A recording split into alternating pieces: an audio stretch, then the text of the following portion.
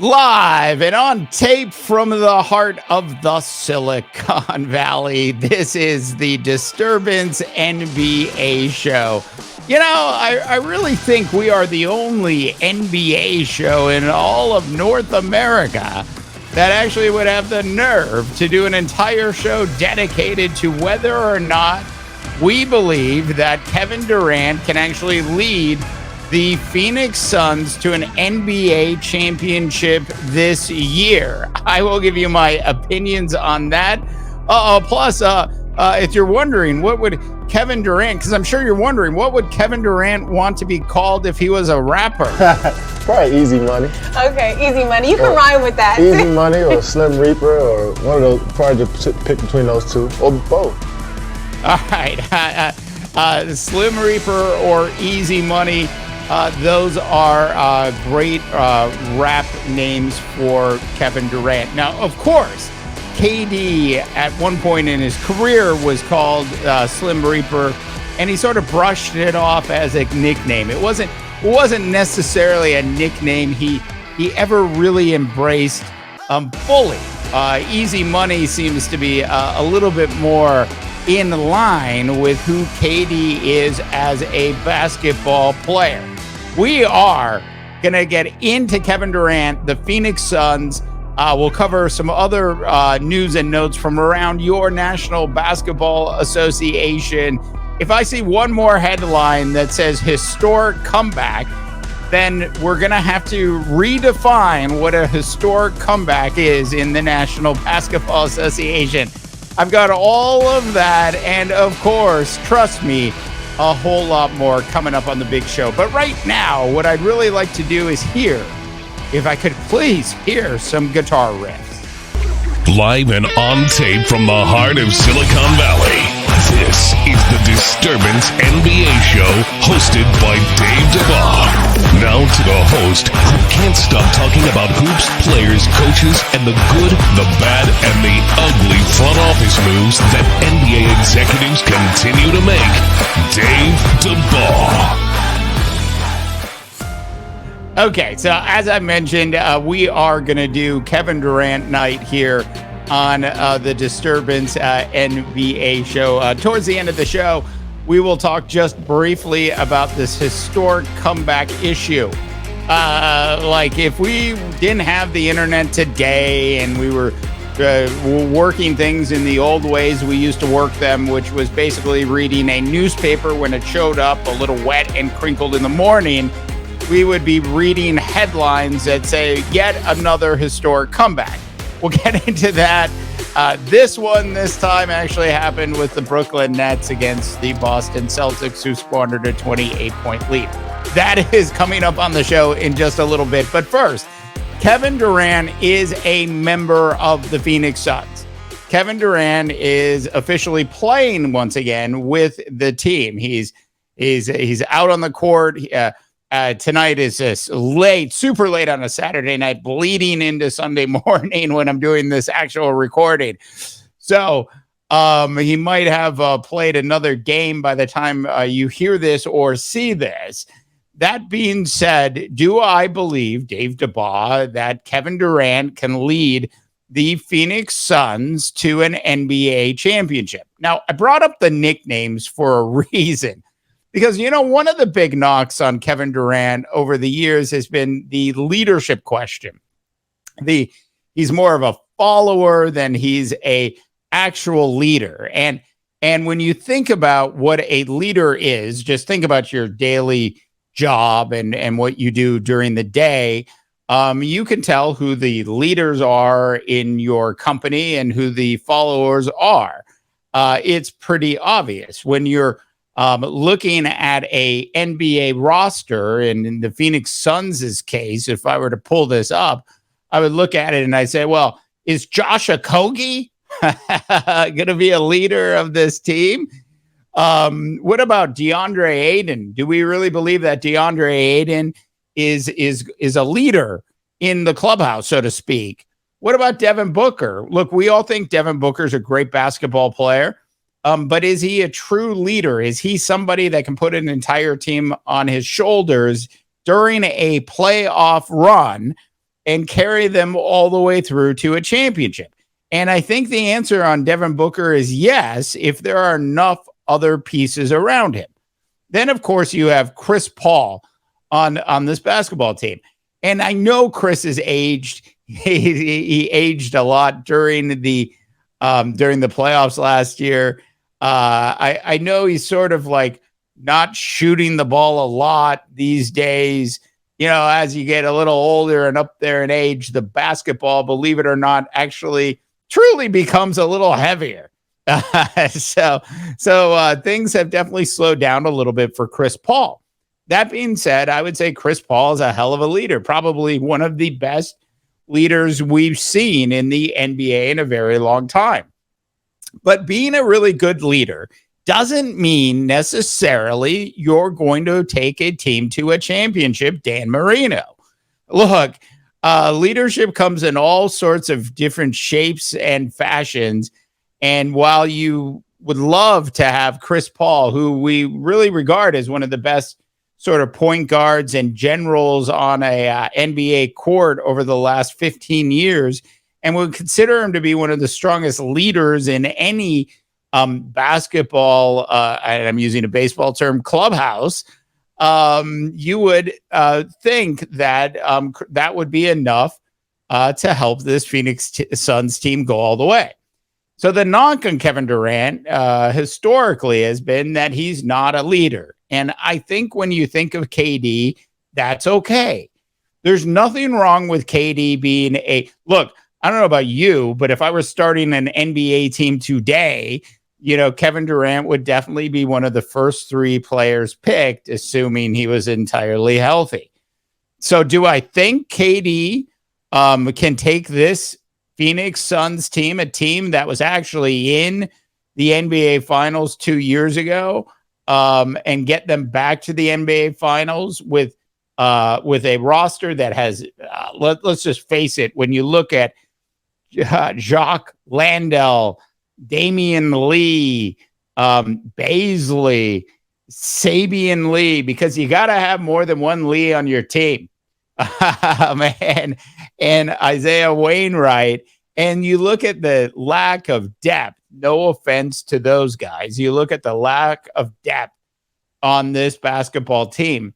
I don't know that we could actually put this all on Kevin Durant's shoulders if this team somehow didn't make it to a Western Conference Finals. Plus, I think it's safe to say that the Denver Nuggets will play better in the playoffs this year. I'm not saying they're going to go all the way. If there was a team that you should be worried about Phoenix heading into the playoffs, it is a healthy Golden State Warrior basketball team. That is a team that you should be worried about, Phoenix, because the difference between the Phoenix Suns and the Golden State Warriors, assuming everybody's healthy, is that the Golden State Warriors, and I am based here, and I try not to drink too much of Steph Curry's Kool-Aid, but they do play defense during the playoffs. Draymond Green is a huge factor, assuming he's healthy normally during the playoffs. So with that being said, a healthy Golden State Warrior basketball team will certainly get in the way of a Phoenix Suns team led or not led by Kevin Durant, with their hopes of actually making it to an NBA Finals. So there you go. All things equal, I would take the Warriors ahead of the Phoenix Suns this year, as great as Kevin Durant is. Now, if there are lingering issues with injuries on the Warrior team, and they're not entirely healthy when the playoffs start, then I would say that even despite the bench being as weak as it is, Kevin Durant and Chris Paul, Devin Booker, DeAndre Ayton, we didn't even talk about Cameron Payne, who's generally a good player on a B squad, a second team, that they would have enough, and there wouldn't be much actually standing in their way of making it to an NBA Finals. Now, in terms of winning an NBA Finals with that roster, 3 teams there are three teams that they would have to go up against potentially. Philadelphia, who is, I love watching the Philadelphia 76ers play. The second team is, of course, Milwaukee Bucks, and the first team is the team that was in the NBA finals last year, the Boston Celtics. What the Bucks and the Celtics do that Philadelphia doesn't do nearly as well is play lockdown defense. And so if we got into the playoff scenario, once again, everybody all healthy, you would be hard pressed to go with anybody other than Milwaukee or Boston coming out of the East. Then you've got a Phoenix Suns team in the NBA Finals once again, this time with Kevin Durant, but with a significantly weaker bench, going up against a team that plays lockdown defense. And that, my friends, is a tough order for the Phoenix Suns. So as great as I think Kevin Durant is, as much as I love his two nicknames, Easy Money and the Slim Reaper, and as much as I would love to be wrong about this, I don't see a way in which the Phoenix Suns are going to win the NBA Finals this year.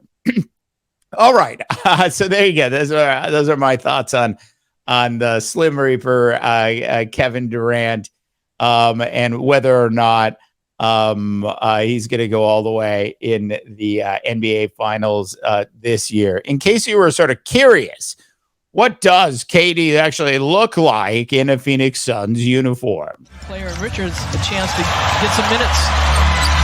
Durant shows his defensive chops right there, gets the shot block, and turns the Hornets over. Skip pass, quick release three coming from Durant, splash down, his first three-point attempt, and his teammates up off the bench. I saw the Brendan Fraser, The Whale movie last night, the opposite of a Slim Reaper. And I have to say, Kevin Durant, he scored 20 in his first, or 23 in his first game with the Suns, 20 the other night in a blowout against the Chicago Bulls, which looks like a basketball team and organization that's going to have to once again use the R word and rebuild, because they're just stuck in this no man's land of being good enough to beat the bad teams, good enough occasionally to beat the good teams, but not good enough to really go anywhere anytime soon.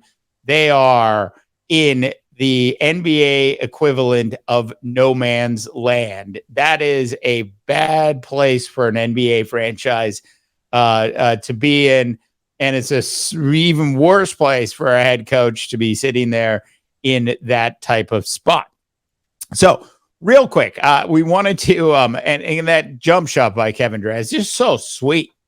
It's just so easy money, isn't it? I'm just saying.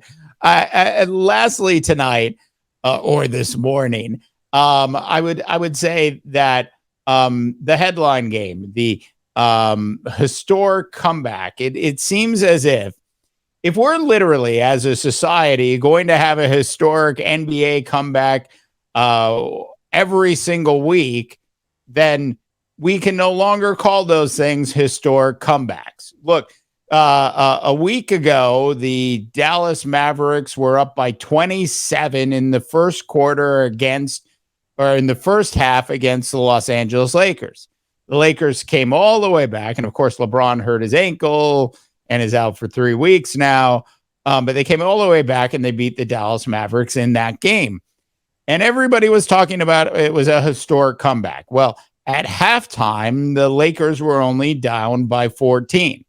So I think we need to really start to talk about historic comebacks in the context of when the historic comeback actually began before we can call it a historic comeback. Now, the other historic comeback of the week just happened the other night, and it was the Brooklyn Nets. That's right, my friends, your friends and mine, the team that you probably can't name more than 3 starters, or you probably hard pressed to name anybody other than Spencer Dinwiddie and Mikal Bridges as the starters on that team. Bridges, by the way, played 43 minutes in that historic comeback win. Look, Boston was up 37-15 in the first quarter of that game. They went up. They scored a couple more points in the second quarter, and at that point, they were up by 28 points. At halftime during this game, the Brooklyn Nets had 55 points. Remember, they only scored 5 points in the first quarter, or 15 points in the first quarter. So they had 50. They had 55 points at that point, and at halftime, they were down 64-55.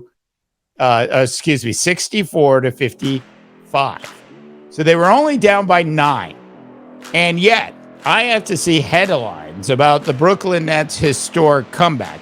I would say, if anything, this was more of an uncharacteristic Boston Celtic collapse. That, my friends, is how I would actually have written a headline, assuming the USA Today still actually had a sports section. All right, that is it for the NBA show, the Disturbances NBA show. I'm David DeBaugh. I want to thank you all so much for tuning in. We are on Spotify. We are now on iHeartRadio. You can also find the show on video on Spotify, as well as video on our Disturbance YouTube channel. If you haven't subscribed already, please go ahead and subscribe to the show. Of course, like the show and give us your feedback, and any comments that you may have, good or bad, are always welcome. For the Disturbance NBA show, I am Dave DeBaugh, wishing you all a tremendous rest of your sports. Very week. The Disturbance NBA show is brought to you live and on tape from Silicon Valley and is a production of the Mighty Rip Podcast Network. For more National Basketball Association coverage, check out our big website at disturbance.live.